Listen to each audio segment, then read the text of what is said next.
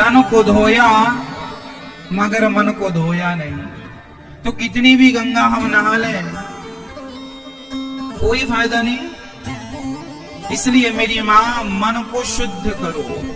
अच्छा, मन को कैसे शुद्ध किया जा सकता है? आपके अंदर जो ईर्ष्या है, आप अपने पड़ोसी को देखकर जलते तो नहीं है? मैया जलती हो? जो आदमी अपने पड़ोसियों को देखकर, अपने रिश्तेदारों को देखकर, अपनों को देखकर जो ईर्ष्या रखते हैं, जलन रखते हैं, उनका मन बहुत अशांत होता, उनका मन बहुत गंदा होता।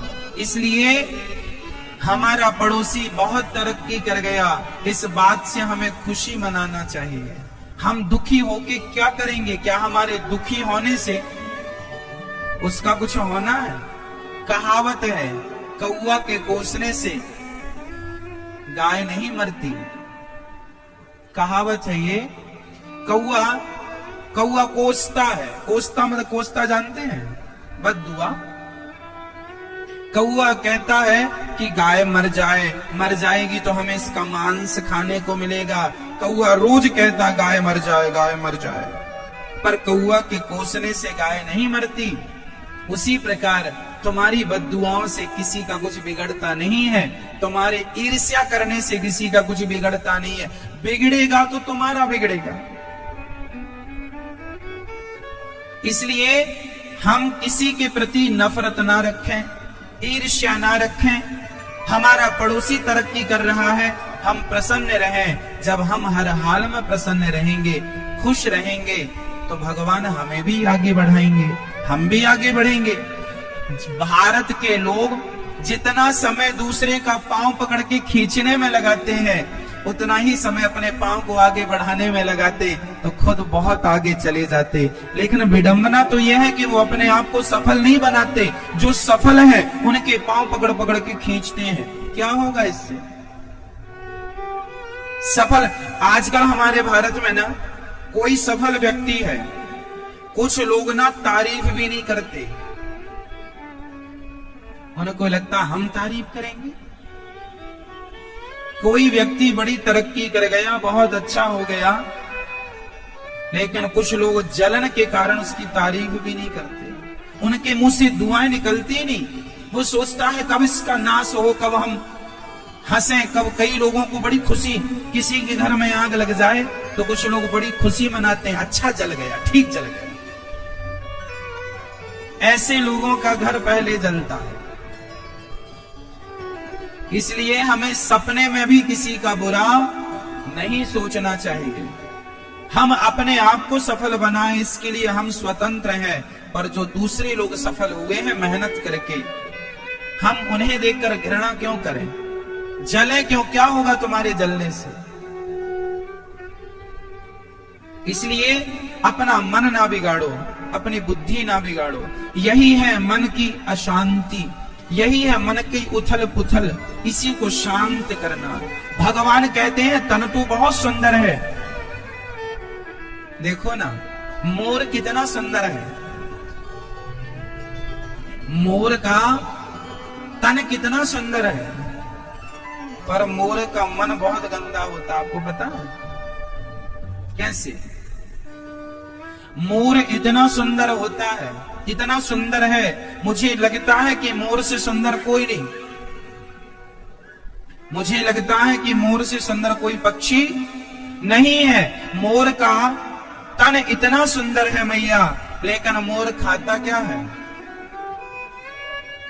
मोर को देखकर लगता नहीं है कि यह जहरीला नांग खा जाता होगा, जहरीले सांप खाता है। मोर क्या खाता है? जहरीले सांप खा जाता है। मोर को देखकर लगता नहीं है कि यह जहर खाता होगा, जहरीला सांप खाता होगा। जरूरी नहीं है कि जिसका तन सुंदर हो उसका मन भी सुंदर हो। इसलिए भगवान तन की सुंदरता, तन की संरचना नहीं देखते। भगवान ये देखते हैं कि हमारा मन कितना सुंदर है।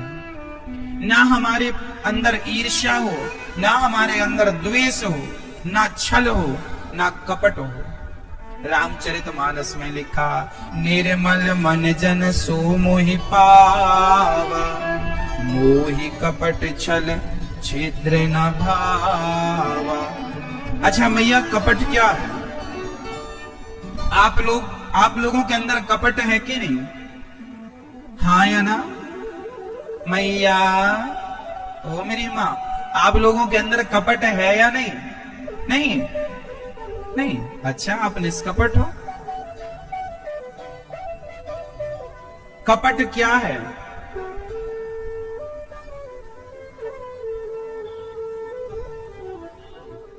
मुझे ज्यादा मिल जाए, मेरे भाई को थोड़ा कम मिलेगा, चलेगा, ये कपट है।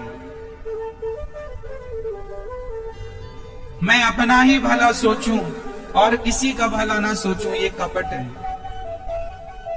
मेरा पेट भर जाए, दूसरा भूखा रह जाए तो रह जाए, बस मेरा पेट भर जाए, ये कपट है। अरे जबकि हमारी भावना ऐसी होनी चाहिए कि भैया तुम भी खा लो, तुम भी खा लो, जब तुम सब खा लोगे तब पीछे मैं भी खा लूंगा। तुम सब ले जाओ, तुम सब ले लो, जो बचेगा पीछे मैं ले लूंगा।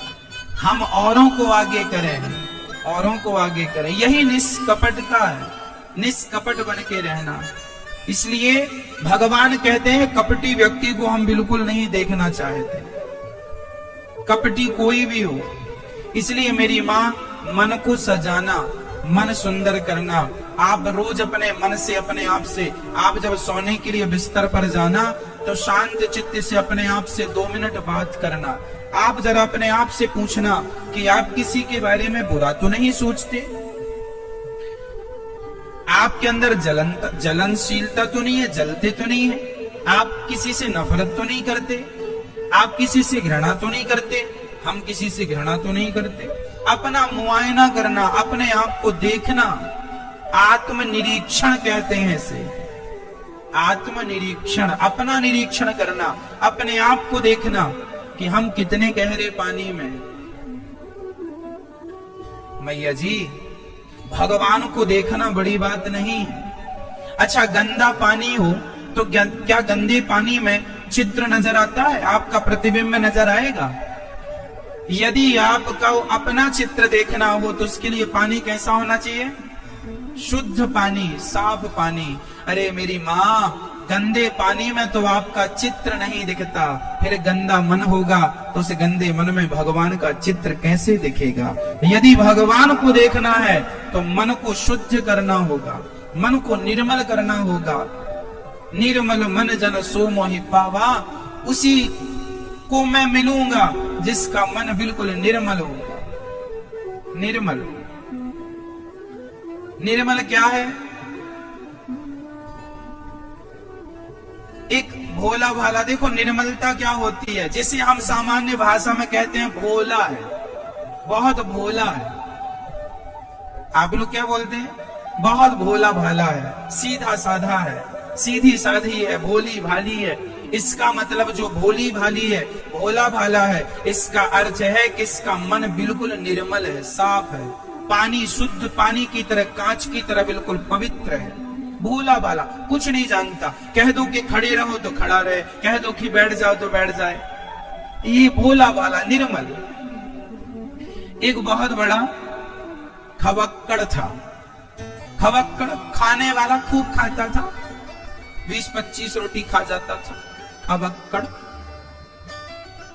एक बहुत बड़ा खाने वाला व्यक्ति था, उसकी पत्नी बड़ी परेशान बना बना के।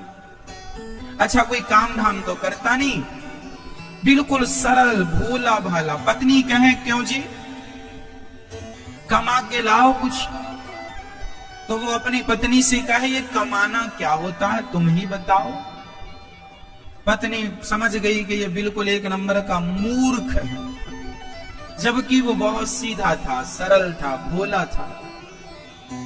उसकी पत्नी उसे कम रोटी देने लग गई, उसका बेचारे का पेट ही नहीं भरता, हट्टा कट्टा था। एक दिन उसके गांव में कुछ संत लोग आए, तो जब संत आए तो उसने देखा कि संतों का पेट बड़ा बड़ा था। उसको लगा हे भगवान, इन्हें तो बहुत मिलता है खाने को, हम भी ऐसे हो जाएंगे तो हमें भी बहुत मिलेगा। तो धीरे धीरे गया, एक संत से बोला, गुरुजी हमें भी अपनी टीम में शामिल कर लो। तो संतों ने कहा, हमारी टीम में तू क्या करेगा? बोले, खाऊंगा। आप लोग अच्छा अच्छा खाते हैं, हम भी खाएंगे। साधुओं को लगा, अच्छा खाना तो ठीक है, खाने को तो मिलेगा, भजन करना पड़ेगा। अब वो कभी जाना ना भजन क्या हो रहा है, ये भजन क्या होता है। साधु बोला, बिल्कुल बोला, बोल राम राम, बोल सीताराम, हाँ सीताराम सीताराम। अब वो सीताराम सीताराम बोलने लगा और संतों के संग संग चला गया। जहां संत जाए तो वहीं संतों के पांव दबाए, सीताराम सीताराम कहे, और केवल खाने से उसे मतलब लाख रुपया उसके सामने पड़ा रहे तो वो लाख रुपया को छूता भी नहीं था। उसे पता ही नहीं था कि पैसे का उपयोग क्या है, मैं क्या करूंगा। वो दाल रोटी से मतलब रखता था, जब मिल जाए तो खूब कस के खाए और वह सीताराम सीताराम गाए। साधुओं के संग चले, जहां जहां साधु जा पीछे पीछे चले, सामान उठा के चले, सेवा करे, सब करने लगा। अब वो संतों से जुड़ गया। अब वो संत चलते फिरते फिरते फिरते अयोध्या आ गए। वो सारे संत अयोध्या के थे, भ्रमण पर निकले थे। भ्रमण करके सारे संत आए अयोध्या में, आश्रम में आ गए। तो आश्रम में बढ़िया चकाचक खीर बनी, मालपुआ बने, इसने खूब खाया। अरे भगवान, हमने तो, हमारी पत्नी ने तो कभी मालपुआ नहीं खिलाई, उसने तो कभी खीर नहीं खवाई, बहुत आनंद आया। सीताराम सीताराम जपे और मालपुआ खाए। एक दिन एकादशी आ गई। अच्छा, वो रोज जाके रसोई के पास बैठ जाता था, खुशबू लेता रहता था। आज क्या बन रहा है संत जी? मालपुआ बन रहे हैं। हाँ मालपुआ। बेचारा बैठा इंतजार करता रहता, कब मिलेगा। बड़ा भोला बैठा बैठा सीताराम सीताराम सीताराम, ना पूजा जाने ना पाठ जाने। गुरुजी ने कहा सीताराम कह बस। भोला भाला, ठीक है गुरुजी सीताराम जप रहा है। एक दिन एकादशी आई, रोज की तरह वो रसोई में गया तो आज रसोई ठंडी पड़ी। अब उसने कोठारी जी से पूछा, कोठारी जी आज रसोई जली नहीं, कुछ बन नहीं रहा। कोठारी जी ने कहा, भोला तुझे पता नहीं, आज एकादशी, उसका नाम भोला रखा, आज एकादशी है। अच्छा, ये एकादशी क्या होती है गुरुजी? अरे बेटा, एकादशी के दिन साधु संत कुछ खाते नहीं है, आज हम सब का व्रत है। व्रत? ये व्रत क्या होता है गुरुजी? अरे बेटा, कुछ ना खाने का नाम व्रत है। अच्छा, सिंपल भाषा। अच्छा, अब वो तुरंत वो अपने गुरुजी के पास दौड़ लगाए, गुरुजी आज तो हम मर जाएंगे। गुरुजी बोले, क्या हुआ?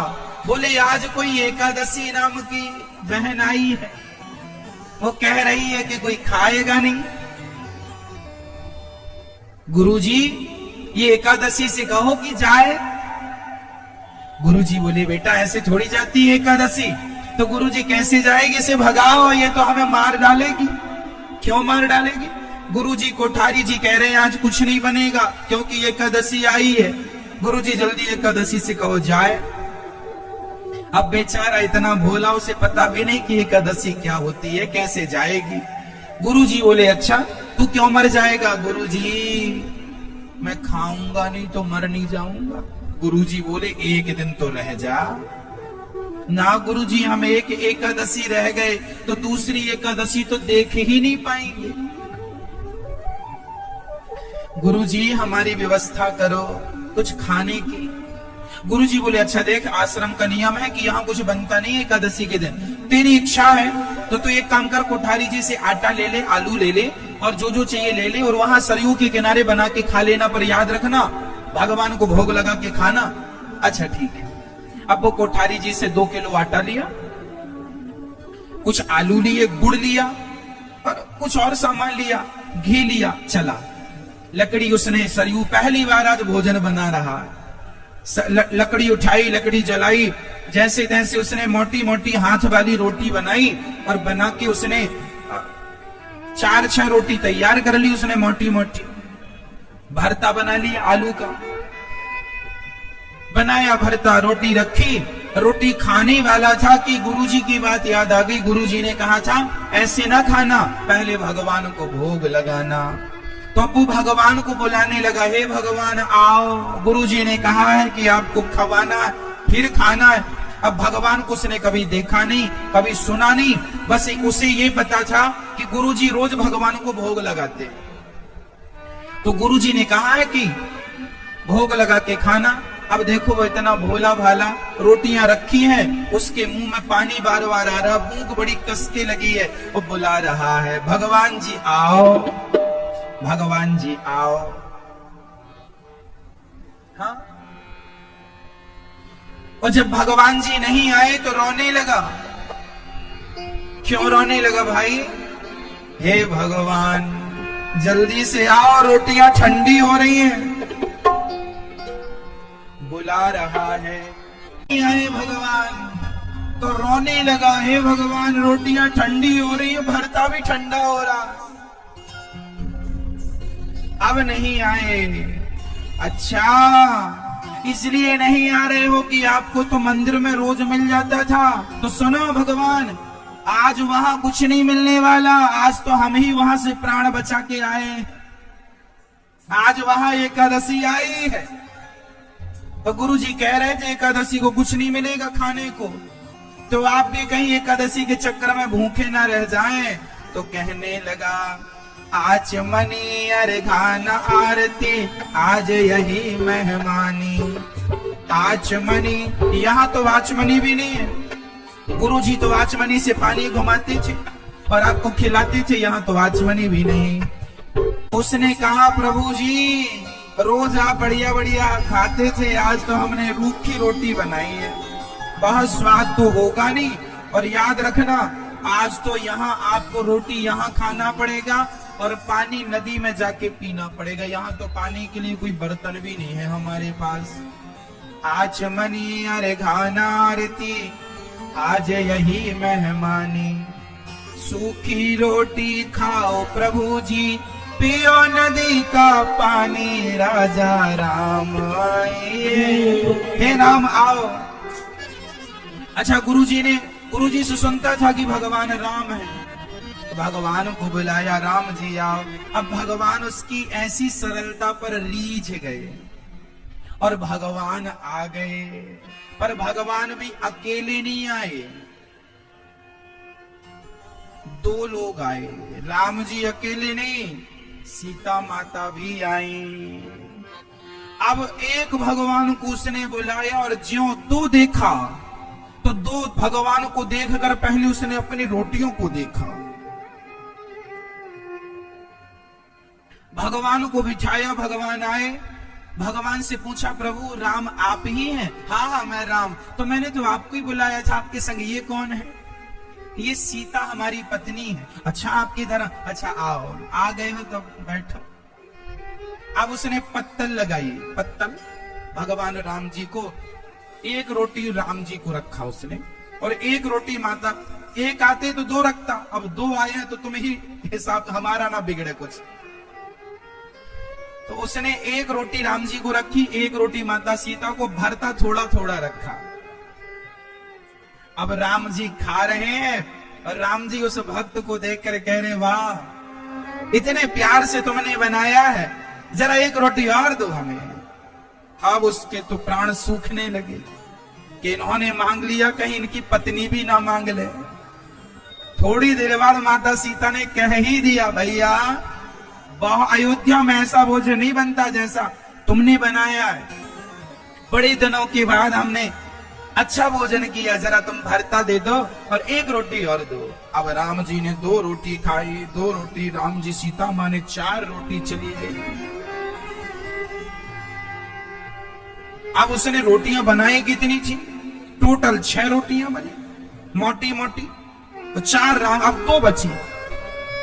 अब उसने सोचा कि कहीं एक एक और मांग लिए तो हमारी तो एकादशी हो ही जाएगी। तो राम जी ने कहा बहुत अच्छी रोटी है, एक काम करो, हमारा पेट भर गया पर तुम्हारे प्रेम के कारण एक काम करो, हमें आधी रोटी दे दो। तो राम जी ने आधी और ले ली, तो माता सीता बोली जो आधी बची वो हमें दे दो। 2.5 रोटी राम सीता ने खाई, अब बची 1। राम जी बोले अच्छा पेट भर गया, हम जा रहे हैं। चली गई, उसने रोते रोते 1 रोटी खाई, भारती के साथ आ गया, हे भगवान आज तो हमारी भी एकादशी हो ही गई। दूसरी बार एकादशी आई तो गुरुजी के पास गया, बोले गुरुजी वहां 2 भगवान आए थे पिछली बार, जरा राशन बढ़ा के देना, हमें 4 किलो आटा दिलवाओ। हाँ बल्कि 5 किलो दिलवाओ गुरुजी, भगवान ज्यादा खाते हैं। और 2 भगवान आए थे, वो इतना भोला भाला, उसे पता ही नहीं कि ये भगवान है, वो तो बस आए और खाए चले गए। गुरुजी को लगा हो सकता है ये बहुत खाता है तो ये अपने लिए मांग रहा, भगवान का नाम लगा के। दूसरी एकादशी के दिन फिर वो भरते का सामान, आलू इत्यादि, टमाटर लेके गया, गुड़ भी लेके गया, और इस बार तो उसने आटा जरा ज्यादा लिया, 5-6 किलो आटा लिया। और आटा लिया, बढ़िया लकड़ी इकट्ठी की और इकट्ठी करके चूल्हा बनाया, चूल्हे में बढ़िया श्रृंगार किया, आटा गूथा, आटा लगाया और रोटियां मोटी मोटी फिर बनाई, और फिर रोटियां बनाई और रोटी बना के घी चुपड़ के रखा, फिर बुलाया राजा राम आओ। अब बुला रहा है राजा राम आइए, सीता साथ लाइए। अब हमने दोनों की व्यवस्था की, अब कोई दिक्कत नहीं। पिछली बार थोड़ा दिक्कत हुई थी, हम भूखे रह गए थे, आपका तो भर गया था, लेकिन इस बार आप दोनों आना। राजा राम ही बुलाया तो भगवान आ गए, पर अब की बार भगवान अकेले नहीं आए, माता सीता तो आई, संग में लक्ष्मण और हनुमान जी 4। अब इसके प्राण बिल्कुल सूख गए, हे भगवान 1 को बुलाओ तो 2 आते, और 2 को बुलाया तो 4। अंदर से परेशान होने लगा, तुरंत राम जी के पास गया, प्रभु ये तो आपकी पत्नी सीता है, ये तो ठीक है, हमने 2 को ही बुलाया था, ये बताओ ये बंदर कौन है, बंदर काहे ले आए? बोला राम जी ने ये बंदर नहीं है, हमारे हनुमान जी हैं, हमारे साथ रहते हैं। अच्छा चलो ठीक है, ये कौन है? ये हमारे भाई लक्ष्मण है। उसने कहा राम जी भगवान हमने तो इनको बुलाया ही नहीं था। राम जी बोले पिछली बार तुमने रोटी बनाई और हमने जब सबको जाकर बताया कि तुम्हारी रोटी और भरता बहुत अच्छा था, तो इन लोगों के भी जीभ में पानी आ गया, बाकी तो सब समझ गए, पर ये 2 नहीं माने कि हम भी खाएंगे। अब उसने कहा अब आए हो तो बैठो। अब उसने पत्तल लगाई 4, और इस बार उसने राम जी और सीता जी को तो 2-2 रोटी रखी, पर हनुमान जी और लक्ष्मण जी को 1-1 रोटी रखी। भारती के साथ खूब रोटियां खिलाई, हनुमान जी खा रहे हैं, हनुमान जी कह रहे हैं बहुत बढ़िया रोटी है भगवान, 1 और दो, 1 और दो। लक्ष्मण जी भी बोले 1 और दो, माता सीता ने भी कहा 1 और दो। अब की बार सब खा गए, इसके लिए बस 1 ही बची। फिर इसने भगवान को विदा किया, अब जाओ प्रभु, और फिर इसने 1 रोटी खाई भारती के साथ, फिर उदास घर आया। तीसरी एकादशी आई, गुरुजी इस बार कम से कम 30 किलो आटा चाहिए। क्यों? 20 किलो आटे की रोटियां तू खा जाएगा भगवान? उसने कहा मैं थोड़ी खाता हूं, मैं तो 1 ही खाता हूं, तुम्हारे भगवान सब खा जाते हैं। तुम्हारे भगवान 1 को बुलाओ, 2 भगवान आते हैं, 2 को बुलाओ। पिछली बार 4 भगवान आए थे। अच्छा, गुरुजी को लगा ये क्या कह रहा है। अब गुरुजी भी इस बार 20 किलो आटा देते हैं, ये सिर पे रख के चला, आलू भी बढ़ा के दिए। गुरुजी को लगा इस बार मैं चल के देखूं कि क्या करता है। इस बार ये गया और सरयू के किनारे 20 किलो आटा रखा और भरता का सामान रखा, और इसको लगा कि इस बार क्या करूं कि पहले भगवान को बुला लूं, देखो कितने आते हैं। ऐसा तो नहीं कि इस बार बहुत लोग आए, उस हिसाब से बनाऊंगा। तो इस बार इसने कुछ बनाया नहीं, पहले बुलाया। इसने कहा राजा राम, और जब इस बार इसने बुलाया, इसने चतुराई की कुछ नहीं बनाया, भगवान को बुला लिया। और अब की बार भगवान आए तो राम लक्ष्मण भरत शत्रुघ्न चारों के परिवार से सबकी श्रीमती जी, 4 दुनिया 8 वो, और तो और हनुमान जी 8 और 1 9। अब ये दंग रह गया, हे भगवान इस बार मैं बना लिया होता तो एक भी मुझे ना मिलती जो हर बार एक मिलती थी। भगवान आए, भगवान बोले हाँ परोसो रोटी। उसने कहा नहीं बनाई हमने, हमें पता था कि तुम इतने लोग आओगे, इतने सारे भगवान आते हो, हम थोड़ी बना पाएंगे इतना सारा। एक काम करो, ये रखा है आटा, ये आलू रखे अपना बनाओ और बना के फिर हमें खिलाना। अब राम जी उसकी बातों पर रीझ गए, उसकी सरलता ऐसी थी, सहजता ऐसी थी। अब सीता माँ रसोई तैयार करने लगी, भरत जी आटा गूंथने लग गए, लक्ष्मण जी लकड़ियां लाने लग गए और लक्ष्मण जी लकड़ी ला रहे हैं, हनुमान जी सेवा में लग गए, पानी भरने लग गए सरयू जी का, और सभी भोजन तैयार करने लग गई। और जब भोजन तैयार हो गया, उसकी खुशबू स्वर्ग तक पहुंच गई। आज माता जानकी ने भोजन बनाया, वहां से देवता लोग आ गए। इसको लगा हे भगवान ये कौन, जो बचती तो ये कौन है। रोटियां 20 किलो की कुछ ज्यादा बनी, उसको लगा ये तो 9 लोग हैं, 2-2 भी खाएंगे तो कुछ हमें बचेगा, 4-4 भी खाएंगे तो ज्यादा बचेगा। पर जब उसने आकाश की तरफ देखा तो देवताओं की भीड़ लगी, सब कह रहे हैं कि एक दाना ही हमें, एक तिनका ही हमें पहुंचा दो, हम माता सीता के हाथों का भोजन प्रसाद रूप में खाएंगे। अब इसके गुरुजी छिप करके देख रहे थे, गुरुजी आ गए। गुरुजी बोले क्यों रे बनाता क्यों नहीं है। गुरुजी बोले क्यों नहीं बनाता। उसने कहा गुरुजी पिछली बार एक भगवान को बुलाया था, 2 आए थे, फिर 2 को बुलाया ईमानदारी से तो 4 आ गए, अब 4 को बुलाया तो 9 आए हैं, 9। अब क्या चाहता है। गुरुजी बोले कहां है तेरे भगवान, हमें तो नजर नहीं आ रहे। बोला गुरुजी ये बैठे तुम्हारे भगवान, ये भरता रोटी खा रहे हैं, हमारे लिए तो एक भी इस बार नहीं लगता कि बचेगी। गुरुजी बोले हमें तो नजर नहीं आ रहे तेरे भगवान। तो इसने बड़ी सरलता से राम जी के पास जाकर कहा भगवान जी आप हमारे गुरुजी को दिखते नहीं है क्या। हमारे गुरुजी कह रहे हैं कहां भगवान, तुम तो सामने बैठे हो। राम जी ने मुस्कुराते हुए कहा बेटा जितनी सरलता जितनी सहजता तुझ में है, इतनी सरलता सहजता तेरे गुरुजी में थोड़ी है। हम बैठे सामने ही है, पर जिनकी आंखों में अहंकार की पट्टी नहीं है, जिनकी आंखों में सरलता है, जिनके हृदय में सरलता, जिनका मन निर्मल है, उन्हें तो हम दिख रहे हैं। और जिनके मन में कोई कपट भरा है, उनके सामने हम हैं तो पर उन्हें नजर हम नहीं आ रहे। तब ये चरणों में गिर के बोला गुरुजी हमारे गुरुजी को तो दर्शन दे दो। तब भगवान बोले तेरी सरलता के कारण आज तक गुरु अपने शिष्य को भगवान तक पहुंचाता था, लेकिन आज तुझ जैसे शिष्य ने अपने गुरु को मुझ तक पहुंचा दिया। भगवान ने सबको दर्शन देकर गुरुजनों को कृतार्थ किया। कहने का तात्पर्य यह हुआ इस कथा से कि भगवान उन्हीं को मिलते हैं जिनका हृदय बिल्कुल शुद्ध होता है, निर्मलता होती है, कोई कपट ना हो, कोई ईर्ष्या ना हो, निर्मल मन हो। पूतना मौसी का मन बड़ा कपटी था ना, छल था, इसलिए पूतना के स्तनों में जहर भगवान ने देख लिया।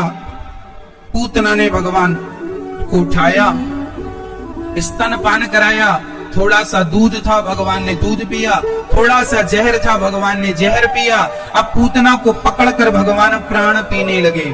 पूतना चिल्लाई बालक छोड़ दो छोड़ दो। भगवान बोले मौसी जी हम जल्दी से पकड़ते नहीं हैं, और पकड़ लेते हैं तो फिर कभी छोड़ते नहीं हैं। पूतना को लेके पूतना भगवान को लेकर भागी। भगवान ने प्राणों का पान किया, पूतना धड़ाम से गिर पड़ी। बोलिए भक्त वत्सल भगवान की जय। भगवान पूतना का उद्धार करते हैं। जो गति भगवान ने माँ यशोदा माँ देवकी को देनी चाहिए वही गति भगवान पूतना मौसी को देते हैं। न जाने कौन से गुण पर दयानिधि रीझ जाते हैं। अच्छा, भगवान के लिए कोई दुश्मन नहीं होता मेरी माँ। जाकी रही भावना जैसी, प्रभु मूरत देखी तिन तैसी। जो भगवान को जिस भाव से भजता है भगवान उसको भी उसी भाव से भजते हैं। पूतना ने भगवान को स्पर्श करके अपने समस्त पापों को समाप्त कर लिया और भगवान ने सदगति की। अहो वकेयम स्तनकाल कोटम जिघांसयापा ययदाप्यसाध्वी लेभे गतिं धात्रिचितां ततोऽन्यं तं वा दयालुं शरणं व्रजेम।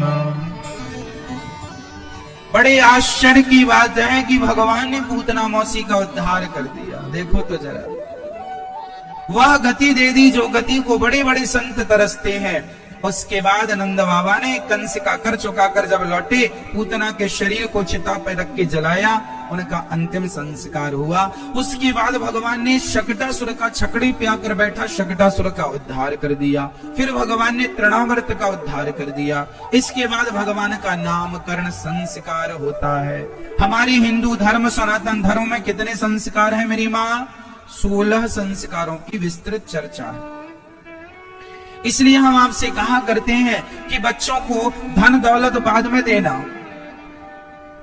बच्चों को धन दौलत बाद में देना, जमीन जायदाद बाद में देना, बच्चों को पहले संस्कार दे देना। संस्कार दे दिया तो सब बढ़िया है, और संस्कार नहीं दिया तो सब दे भी दिया तो उसका कोई अर्थ नहीं निकलने वाला। इसलिए मेरी माँ, सबसे पहली प्राथमिकता क्या है? आप क्या दें बच्चों को? क्या दें? संस्कार। पैसा देखो, संस्कार होंगे तो पैसा आ जाएगा, और संस्कार नहीं है और तुम पैसे दे भी दोगे तो क्या गारंटी है कि वो पैसे बचेंगे? जो दिए वो भी उड़ा देगा। इसलिए संस्कार दोगे, तौर तरीका सिखा दोगे तो जीवन में कभी वो परेशान नहीं होगा। आज जीवन में परेशानियां क्यों हैं? समस्याएं इसलिए है मेरी मां, क्योंकि आप अपने बच्चों को संस्कार नहीं देते। आप मार कहां खा जाते हैं? संस्कार देने पर।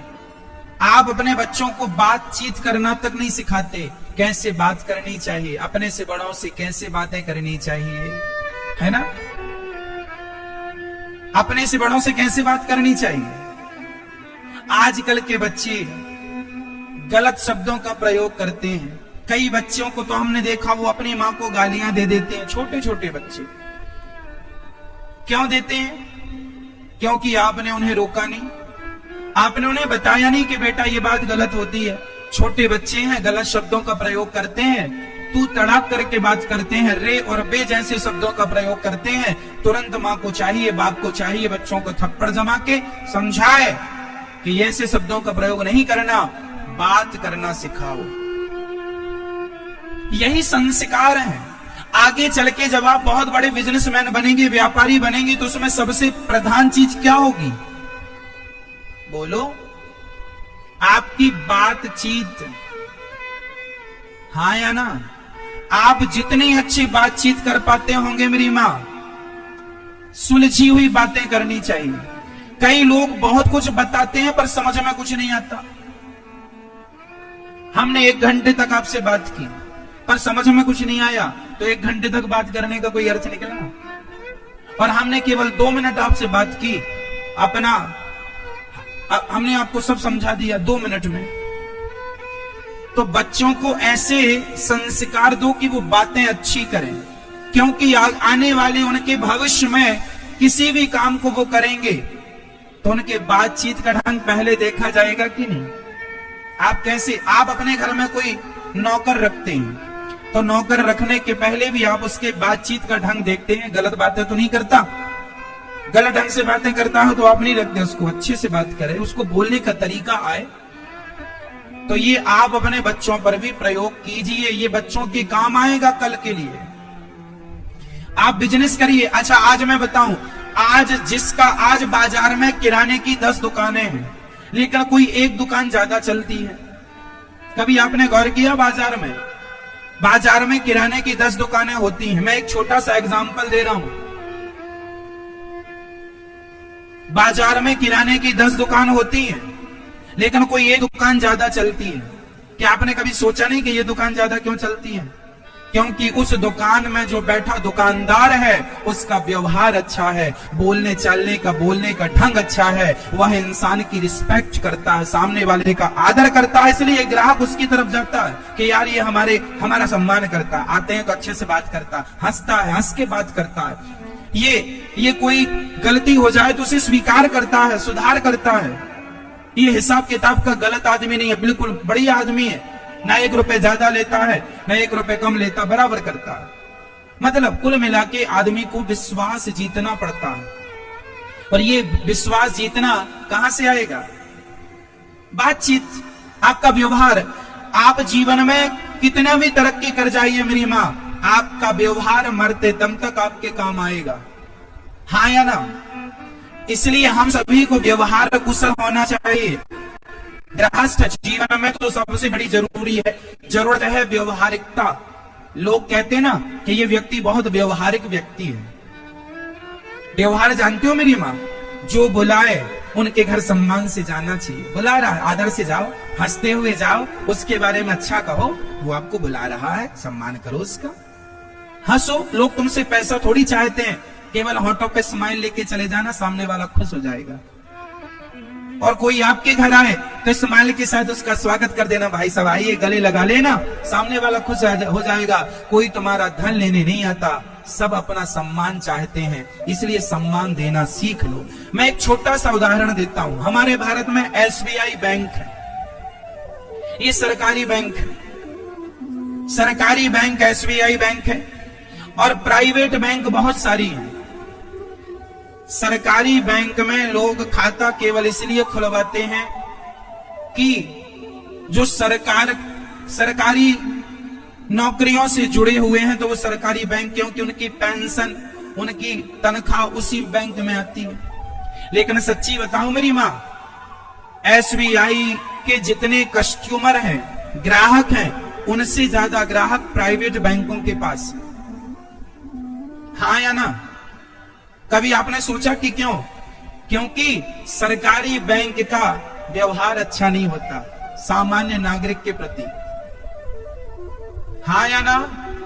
आप लाइन में खड़े रहते हैं, जब आपका नंबर आता है तो आपके साथ आदर से बात नहीं की जाती, आपका आदर नहीं किया जाता। जबकि प्राइवेट बैंकों के कर्मचारियों को बैंकें सिखाती हैं कि कस्टमर, ग्राहक से अच्छे से बात करना है, उसकी सारी समस्याएं सुनना है और सुन के उस पर अमल करना है।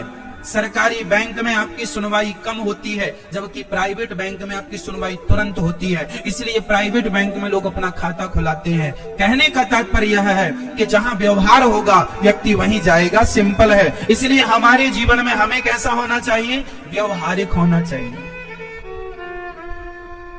कैसा होना चाहिए? कैसा होना चाहिए? बोलो मेरी मां। व्यवहारिक, ये क्या है? ये संस्कार है। हम व्यवहार कुशल हैं, ये क्या है? जो माँ अपने बेटे को संस्कार देगी, जो बाप अपने बेटे को संस्कार देगा, वही बेटा, वही बेटी संस्कारी होकर व्यवहार कुशल होगी। नहीं तो व्यवहार कुशलता सबके बस की बात नहीं है। 100 में से 95 लोग व्यवहार कुशल नहीं होते, केवल 5% लोग व्यवहार कुशल होते हैं। बात समझ में आ रही है? 100 में से 95 लोग व्यवहार कुशल, भारत में 95% व्यवहार कुशल लोग नहीं है, ओनली 5% व्यवहार कुशल लोग रहते हैं। इसलिए आपको अपने बच्चों को पहले व्यवहार कुशलता सिखानी होगी। कैसे बात करना है, काम कैसे कराना है। संस्कार बच्चों को लड़कपन से, बोलने के संस्कार। आपके बच्चों को झाड़ू लगाना आता है कि नहीं? झाड़ू लगाना बच्चों को आए, कपड़े धुलना बच्चों को आए, भोजन बनाना बच्चों को आए, पढ़ना लिखना तो अच्छा है कि आप पढ़ रहे हैं, सब होना चाहिए, पर सबके साथ साथ आपको भोजन बनाना आना चाहिए। भोजन बनाना क्यों आना चाहिए महाराज जी? दो कारण है। पहला तो ये कि कल को कोई मुसीबत पे आपको अपने घर पे भोजन बना के खाना पड़ा तो आपको आएगा, तो आप भूखे नहीं मरोगे, पहला। दूसरा ये कि जब हम भोजन बनाने लग जाते हैं तो हमें फिर अपनी मां की और पत्नी की कदर समझ में आती है। हमें पता चलता है कि हमारी थाली पे जो रोटी आई है उसे बनाने के लिए हमारी माँ या हमारी पत्नी को कितनी मेहनत करनी पड़ती है। यदि बच्चा बनाएगा तो जानेगा कि भाई ये भोजन मेहनत से बनता है, इसका ऐसे अन्न का दुरुपयोग नहीं करना चाहिए। तो बच्चों को सबक मिलेगी, सीख मिलेगी। क्या है, हमें बिना मेहनत का कोई भी, आपको बिना मेहनत का हीरा भी मिल जाए ना मेरी माँ, आपको उसकी वैल्यू नहीं होगी। जो लोग कहते हैं, एक आदमी था, वो कहता पत्नी भोजन बनाए, अरे तुमने तो गोबर बना दिया, कोई स्वाद ही नहीं तुम्हारे भोजन में। माँ भोजन बनाए, अरे माँ तुमने तो गोबर बना दिया, कोई स्वाद ही नहीं तुम्हारे भोजन में। एक दिन उसके घर में कोई गुरुजी आ गए। गुरुजी से उसकी पत्नी और उसकी माँ ने शिकायत की, महाराज ये हमारा बेटा भोजन ठीक से नहीं करता, कुछ भी अच्छा बना के तो कहता गोबर बना दिया, ना पत्नी के हाथ का पसंद है ना तो माँ के हाथ का। गुरुजी आप इलाज करो। गुरुजी ने कहा, बेटा आज हम तुम्हारे हाथ का भोजन करेंगे, आज तुम्हारी माँ के हाथ का नहीं, तुम्हारी पत्नी, आज तुम बनाओ। आज पहली बार वो रसोई गया, आटा निकाला, पानी डाला तो आटा बिल्कुल बह गया, गीला। उसने फिर आटा डाला, उसको आटा बनाने में ही बड़ा टाइम लगा, आटा मारने में, गूंथने में। जैसे तैसे उसने आटा तो गूंथ लिया।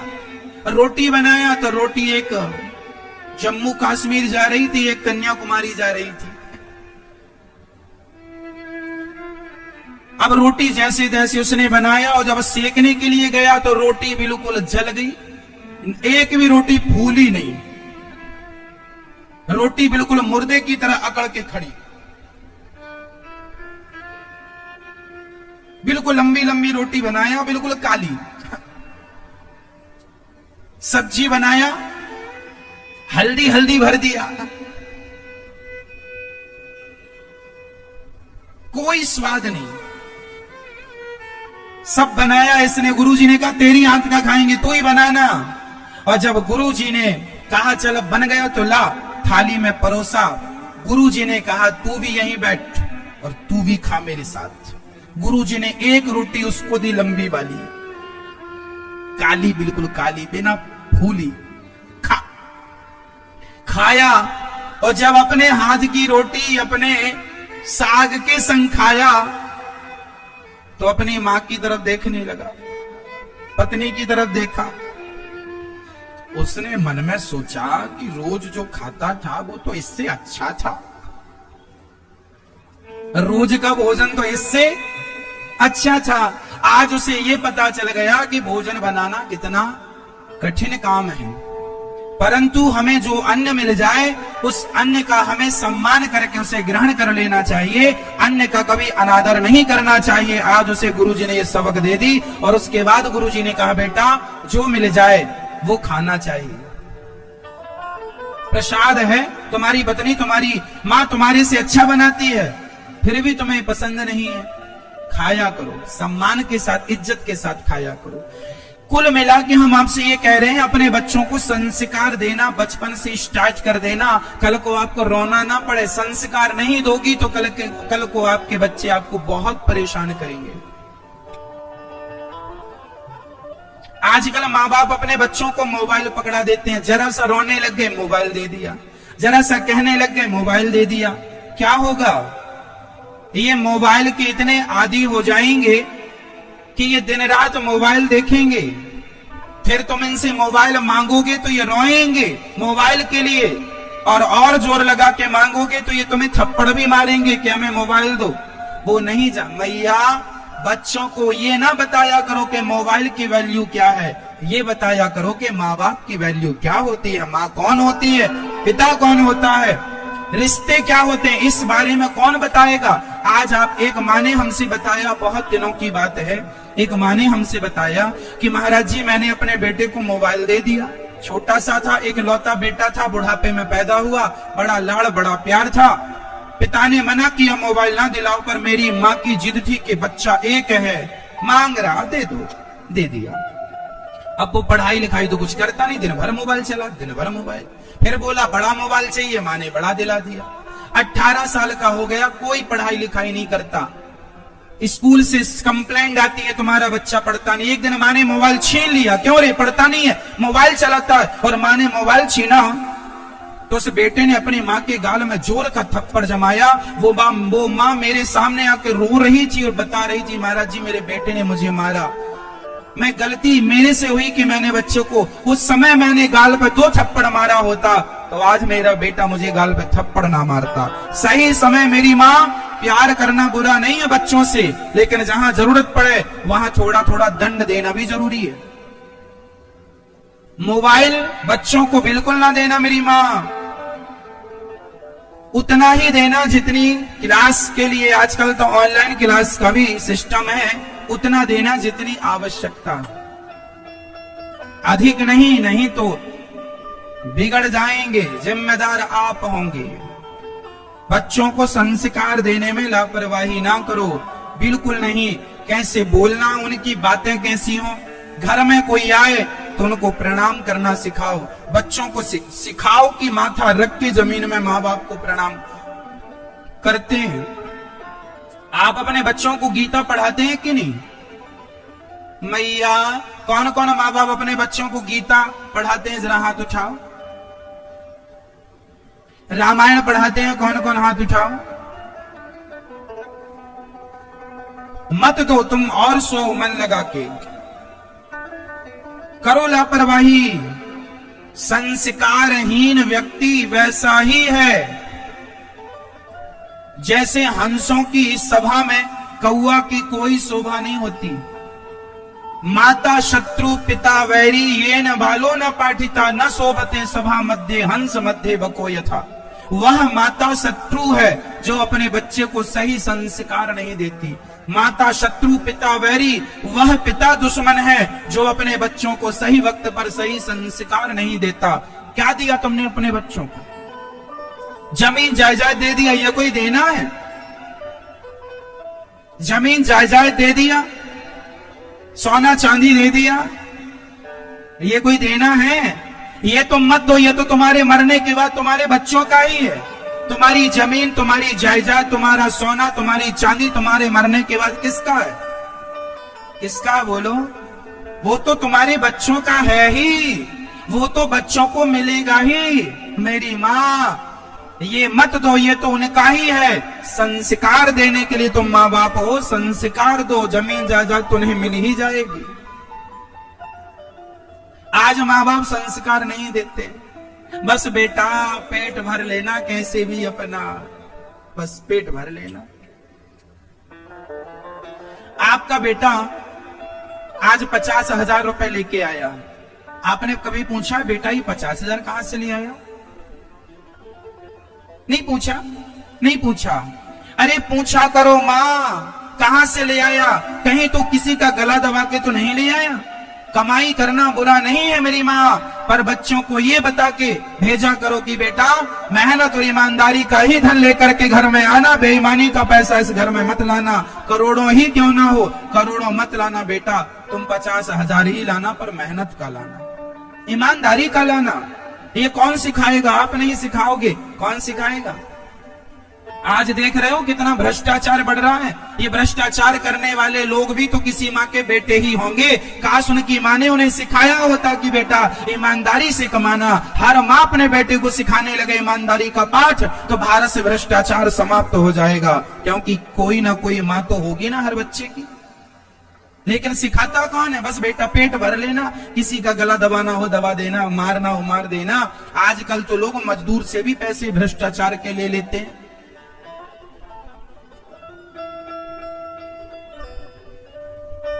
एक ट्रेन में हम यात्रा कर रहे थे, ट्रेन चल पड़ी, एक गरीब आदमी ट्रेन में चढ़ गया, रिजर्वेशन वाले डिब्बे में, वहीं हम बैठे थे। टीटी ने देख लिया, हाँ जी टिकट। उसने कहा भाई साहब ट्रेन चल पड़ी, हमारे पास जर्नल की टिकट है, आगे हम उतर के चले जाएंगे, ट्रेन छूट जाती यदि हम ना बैठते तो। वो सब कह रहा था कि मैं आगे चला जाऊंगा ना, तुम आ गए हो, चलो फाइन लगेगा, 500 रुपए निकालो। उसने कहा भाई साहब 500 होते तो रिजर्वेशन ही करा लेता, जर्नल की टिकट लेके क्यों चलता।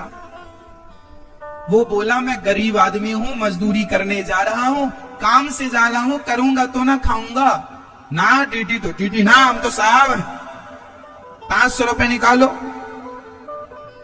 इतना परेशान किया कि बेचारे ने 500 रुपए जो रखे थे कि जाते ही तो उसको काम मिलेगा नहीं, 1-2 दिन तो ढूंढने में लगेगा, कुछ तो खाना पड़ेगा, तो जो रखा था उसने दे दिया। मतलब सामने वाला ये नहीं सोचा कि ये गरीब है, और ट्रेन में चढ़ गया तो कोई बहुत बड़ा कानून तो नहीं तोड़ दिया उसने। आज हजारों करोड़ रुपए बैंक का खा के विदेश भाग जाते हैं लोग, तब तो उनके ऊपर कोई कार्रवाई नहीं होती। होती भी है, होनी भी चाहिए, पर एक सामान्य व्यक्ति को, एक कोई व्यक्ति परेशान, मेरा सिद्धांत ये है कि गलती यदि किसी से हुई उसे समझा दिया जाए।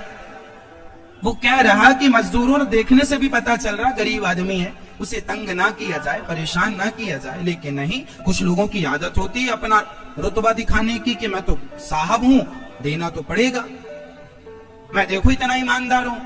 ये देखो, ये गलत है। अपने बच्चों को, अपने लोगों को ये जरूर सिखाना कि किसी का 1 रुपए भी गलत ढंग से ना आए। अब उसने 500 रुपए दे तो दिया, और टीटी साहब ने जेब में भी रख लिया। अब वो जब अपने शहर गया मजदूरी करने, वहां 2 दिन काम नहीं मिला, 500 रुपए ही थे, भोजन नहीं किया, भूखा मरेगा, तो उसकी भूख का पाप किसे लगेगा? किसे? टीटी साहब को लगेगा। फिर याद रखना मेरी मां, लाख आंख से देख रहा है तुझे देखने वाला, सच की खेती कर ले चतुर नर, समय गुजरता जाता। विडंबना तो ये है कि आदमी को आज, इसलिए कहता हूं मेरी मां, बच्चों को आपने संस्कार दिए होते तो उनके ये व्यवहार ना होते। ये देश के प्रति ये व्यवहार शोभा नहीं देता। हाँ, कोई गलत कर रहा उसे दंड मिलना चाहिए, पर ऐसा नहीं कि किसी का 500 ही था, तुमने 500 ही छीन लिए, और वो 500 तुम यदि अपने बच्चों को, उस 500 की यदि टॉफी, उस 500 का यदि कुछ तुमने अपने बच्चों का खिलाया, पचेगा नहीं साहब, नहीं पचेगा। इसलिए आज भारत में लोगों के पास पैसा बहुत है पर शांति नहीं है, इसलिए क्योंकि तुम्हारा पैसा गलत ढंग से आ रहा है। पहले ये देखो कि आपका पैसा कैसे आ रहा है, मेहनत का आ रहा है कि बेईमानी का आ रहा है। बेईमानी का ना आवे घर में, मेहनत का आवे। दे रही है सरकार, हमें तनख्वाह दे रही है, बहुत है। आज सरकारी अफसर को यदि सरकार 50,000 रुपए दे रही है तो क्या 50,000 से गुजारा नहीं होता मेरी मां? बोलो हाँ या ना। लेकिन आदमी की भूख लाख की है, और वो लाख पाने के लिए 50 सरकार से लेता, 50 भ्रष्टाचार करता। उसे लगता हम इससे बड़े आदमी हो जाएंगे। अरे तुम 50,000 सरकार का लेते और ईमानदारी से सरकार की नौकरी करते तो वो 50,000 ही तुम्हें सुख देता। तुम भले लाखों कमा लो, लेकिन वो लाख तुम्हें सुख नहीं दे सकता, शांति नहीं दे सकता। शांति तो उन 50,000 में ही है जो ईमानदारी से तुम्हें सरकार दे रही है। संस्कार देना मेरी मां। सोचो जरा कि यदि भारत का हर नागरिक, हर व्यक्ति भ्रष्टाचारी हो गया तो बताओ मेरे देश का विनाश हो जाएगा कि नहीं? हाँ या ना? तो क्या आप अपने देश का विनाश करना चाहते हैं? नहीं। यदि आप अपने देश को विनाश से रोकना चाहते हैं तो आज ही अपने बच्चों को, आज तुम्हारा बेटा बड़ा अफसर है तो मेरी मां, तुम अपने बेटे को फोन लगाकर कहना कि बेटा जितना भी कमाना बस ईमानदारी से कमाना। हम घास की झोपड़ी में रह लेंगे पर ईमानदारी के साथ रहेंगे। हम सोने की लंका में बेईमानी करके नहीं रहना चाहते। हमारी झोपड़ी घास की होगी पर कम से कम ईमानदारी की तो होगी। बेईमानी की लंका भी आ गई तो हमें पचेगी क्या? रावण के पास आई तो थी लंका बेईमानी की, क्या पची? रावण ने भी बेईमानी की थी अपने गुरुजी के साथ। रावण के गुरुजी भगवान शंकर जी ने अपने लिए लंका बनवाई थी माता पार्वती के कहने के लिए, लेकिन चेला गया गृह प्रवेश कराने, बोला हमें लंका दे दो गुरुजी, हम आपसे मांग रहे हैं, लो। ये बेईमानी से लंका ले लिया। माता पार्वती ने कह दिया, देख तूने हमारा घर छीन लिया रावण, अब तो इस घर में कभी सुखी नहीं रहेगा। जिस दिन से रावण लंका में रहा है, सच कहता हूं मेरी मां, सुखी नहीं रहा। आप लोग ये समझ जाएं, बहुत कुछ समझ लेंगे आप।